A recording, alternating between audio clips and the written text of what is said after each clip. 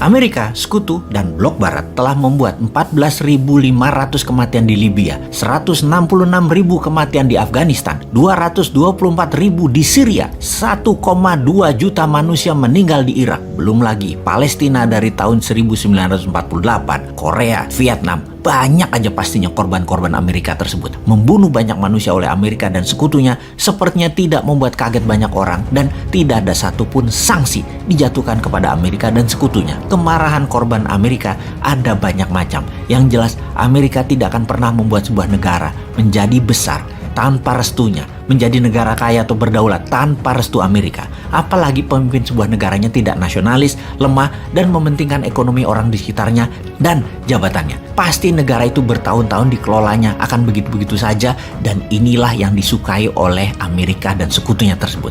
Karena mereka pasti manut dan takut dengan sistem Amerika, seperti takut pada IMF, takut pada dolar, takut membangun tanpa hutang dolar, membangun harus hutang dolar. Begitu deh kira-kira kelakuannya. Sesungguhnya Rusia mengambil Ukraina bisa dilihat sebagai perang saudara di Rusia ketimbang perang yang membuat perang dunia ketiga. Ada sih perang dunia, namun bukan perang militer, tapi efek ekonomi yang memburuk akibat perang Ukraina yang berkepanjangan. Seperti harga-harga naik. Itulah perang yang akan dirasakan seluruh penduduk dunia. Indonesia inflasinya akan mengerikan kalau tidak ada kebijakan yang jenius dari pemerintah old mind ini. Wakanda ini sudah uang beredarnya rendah, inflasinya akan tinggi, produk turun drastis, perlu import barang, dan barang beli barang impor tersebut nilai harganya naik, harga barang-barang antar negara naik, harga transportasi naik, inflasi Indonesia pasti naik tinggi, dan rupiah terhadap dolar akan tembus 16.000. Melemah rupiahnya. Mudah-mudahan tidak ke 18.000. Harga bensin pasti lepas subsidi karena APBN nggak kuat. Karena nggak bisa lagi ngutang atau nggak ada lagi yang kasih pinjaman kecuali dengan bunga pinjaman yang super tinggi yang akan mengganggu APBN. Dan tentunya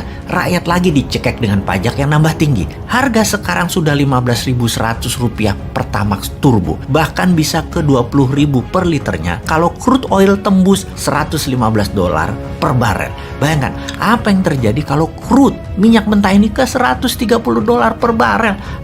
Biar harga-harga di Indonesia itu. Dan semua ini akan terjadi di tahun 2022 ini. Bahkan di APBN anggarannya itu diprediksi nilai per barelnya minyak cuma 63, sekarang 115. Mati kita udah 2 kali lipat, alias uang kita tuh cuma cukup beli untuk setengah tahun, atau kita cari utangan lagi. Berat ini APBN. Kembali ke pertanyaan awal bahwa Amerika telah membantai, membunuh, mengendalikan banyak negara, membangun mesin perang, membuang lebih 5 triliun dolar untuk membunuh 3 juta umat manusia secara langsung, dan memiskinkan 3 miliar manusia efek perang demi kekuasaan Amerika yang menggunakan cara premanisme dan anti-humanitarian itu. Dunia sebenarnya sudah gerah dengan Amerika, dan untungnya Amerika sekarang presidennya terlemah dalam sejarah Amerika. Inilah yang membuat new mind getem-getem, mau nyalip di tikungan, karena old mind saat ini ngurusi harga-harga naik aja bingung, ngurusi BPJS aja bingung, ngurusi minyak goreng apalagi udah bingung semua orang.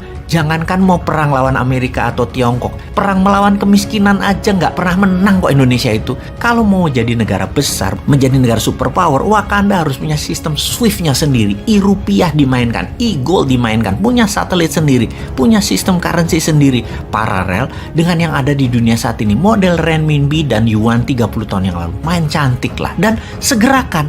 Jadi karena dunia sudah kesal dengan Amerika, maka negara dunia ketiga, negara yang ditindas Amerika, dan banyak orang di banyak belahan dunia memilih mendukung Putin. Sangat wajar karena naluri manusia begitu, anti yang menekan mereka, yaitu Amerika.